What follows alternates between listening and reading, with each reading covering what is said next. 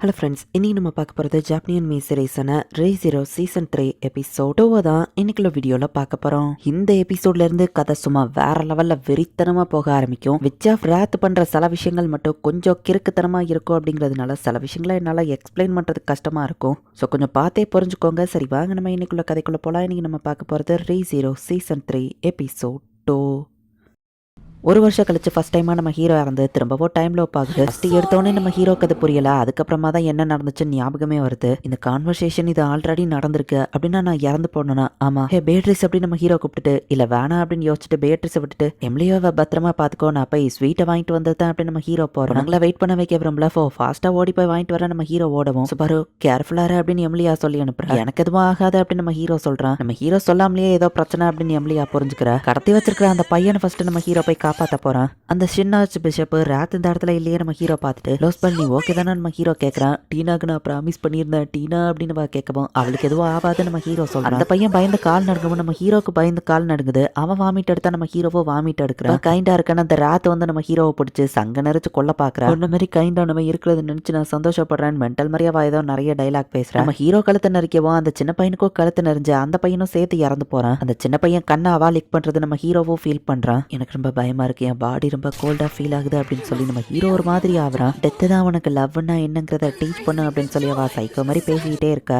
கடைசியில் இப்போ நம்ம ஹீரோ இறந்து போய் திரும்பவும் டைம் லூப் ஸ்டார்ட் ஆகுது. ஸ்வீட் வாங்கிட்டு வான்னு லெலியா நான் சொன்னா மயக்கத்துல நம்ம ஹீரோவா மண்டையிலேயே முட்டிருந்தான். பாரு அந்த பொண்ணை இப்படியா மண்டையில முட்டுவேன்னு கேட்கவோ சாரி அப்படின்னு நம்ம ஹீரோ சொல்லிட்டு டேஸ்ட் பண்றதுக்கு எனக்கு டைம் இல்ல, நான் தனியா போனா கண்டிப்பா இறந்தான் போவேன். அப்ப என்ன பண்றது நம்ம ஹீரோ யோசிக்க 10 நிமிஷத்துல அந்த சீரியஸை தோக்கடிக்கிற அளவுக்கு யார் பவர்ஃபுல் நம்ம ஹீரோ யோசிச்சா ரெயின்ஹார்ட் நம்ம ஹீரோ மைண்டுக்கு வரவும் ராஜே நம்ம ஹீரோ அந்த இடத்துல மீட் பண்ணிருப்போம். ஸோ அவன்கிட்ட போயிட்டு ரெயின்ஹார்ட் டக்குன்னு இந்த இடத்துக்கு கூப்பிடு அப்படின்னு சொல்றான். நான் எதுக்காக அவனை கூப்பிடணும் அப்படின்னு ரைச்சி கேட்டேன். இருந்துகிட்டே நம்ம ஹீரோ கொஞ்சம் ஆஃப் கல்ட் ஆளுங்க இங்க வரப்போறாங்கன்னு சொல்லவும் இவர் ஃபியூச்சர் இன்சிடென்ட் வெளியே சொன்னாலும் யாருக்கும் எதுவும் ஆகல. நம்ம ஹீரோ தான் ஸ்லாத்தை கொண்டவங்கிறதுனால ரைச்சியும் நம்ம ஹீரோ பேச்ச நம்பிட்டு மேஜிக் ஃபிளேர் மாதிரி ஒன்னு யூஸ் பண்றான்.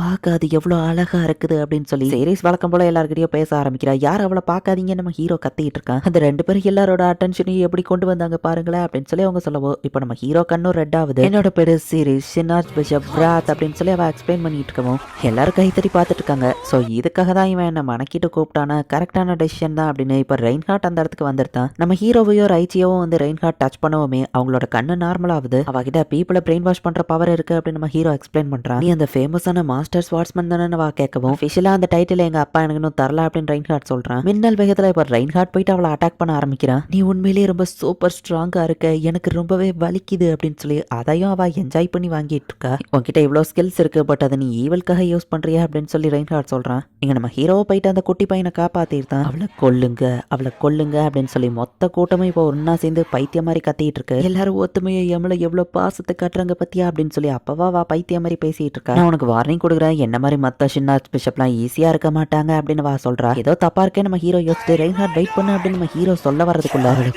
அவளை கொல்லு நம்ம ஹீரோவா மாறிட்டான். இப்போ அவளை ரெயின்ஹார்ட் வெட்டவும் ரெயின்ஹார்ட் எந்த இடத்துல வெட்டினோன்னா அதே மாதிரி எல்லார் பாடியும் கட் ஆகுது. நம்ம ஹீரோவோ இறந்து போயிருந்தான். திரும்பவும் ஸ்நாக்ஸை வாங்கிட்டு வரியான்னு லெலியா நான் கேட்கறேன். சுபாரு வலிக்குது அப்படின்னு சொல்லி பேட்ரிஸ் சொல்றான். பேட்ரிஸ் கையை நம்ம ஹீரோ இறுக்கி பிடிச்சிருக்கான். ஈவன் ரெயின்ஹார்ட்டாலேயும் அவளை தோக்கடிக்க முடியலையா, என்ன பண்ண நம்ம ஹீரோ கேட்கறான். என்னாச்சு அப்படின்னு எல்லாரும் கேட்கறாங்க. போய் ஸ்வீட்ஸ் வாங்கிட்டு வந்துருந்தோம், பேட்ரிஸும் என் கூட வரட்டும் அப்படின்னு நம்ம ஹீரோ சொல்றான். ஏதோ தப்பா இருக்குன்னு பேட்ரிஸோ புரிஞ்சுக்கிறா. சரி சுபாரு இப்ப சொல்றியா என்ன நடந்துச்சு அப்படின்னு பேட்ரிஸ் கேட்கவும் விச் ஆஃப் கல்ட் ஆளுங்க இந்த இடத்துக்கு வரப்போறாங்க, என்ன நம்ப மாட்டேன்ல நம்ம ஹீரோ யோசிக்கவும் நீ சொல்றதா இருந்தா பெட்டி எதனால நம்புவேன் அப்படின்னு பெட்டி வந்து பெருசா எந்த டீட்டெயிலையும் கேட்கல. ஷினாஜ் பிஷப் ராத்தா இந்த இடத்துக்கு வரப்போறா. அவளோட பவர் வந்துட்டு மத்தவங்க என்ன ஃபீல் பண்றாங்களோ அதை பார்த்தா நம்மளும் அதையே ஃபீல் பண்ணுவோம்னு சொல்லவும் ஈவன் தலையை வெட்டினா எல்லார் தலையும் தானா வெட்டிடுது. ரெயின்ஹார்ட் வந்தா கூட ஹெல்ப் பண்ண முடியல அப்படின்னு நம்ம ஹீரோ சொன்னா. ரெயின்ஹார்ட் இந்த இடத்துக்கு கூப்பிடுறதே தப்பு, ஏன்னா ரெயின்ஹார்ட் இருக்கிற இடத்துல மேஜிக் அவனுக்கு தகுந்தபடி பெண்ட் ஆகும், என்னால ஏதோ பண்ண முடியாதுன்னு பேட்ரிஸ் சொல்றா. நம்மளால இதை தனியா ஹேண்டில் பண்ண முடியுமா நம்ம ஹீரோ கேட்டா. உன் ஷாமாக்கு யூஸ் பண்ண வேண்டியதானு சொல்லவும் ஆமால மொத்த இடத்தையும் இருட்டாக்கிட்டா யாராலையும் பார்க்க முடியாதுன்னு நம்ம ஹீரோ ஹாப்பி ஆகிறான். இருட்டாக்குனா அந்த கேப்ல என் ஸ்பெல்லை யூஸ் பண்ணி அவளை அட்டாக் பண்ணுவோம் அப்படின்னு சொல்லி பேட்ரிஸ் நல்ல ஐடியாவா கொடுக்குறா. ஸோ இருந்த அந்த 10 நிமிஷம் கேப்ல மொத்த பிளானையும் நம்ம ஹீரோ போட்டுட்டு பேட்ரிஸோட இப்போ அந்த டவர் கிட்ட வந்துட்டு இருக்கான். எனக்கு தெரியும் கண்டிப்பா ஏதோ பிரச்சனை தானே அப்படின்னு சொல்லி இப்போ எம்லியா வந்து நிக்கிறா. பேட் கேர்ள் உன்னை பார்க்ல தானே இருக்க சொன்னா அப்படின்னு சொல்லி பேட்ரிஸ் கேட்டா.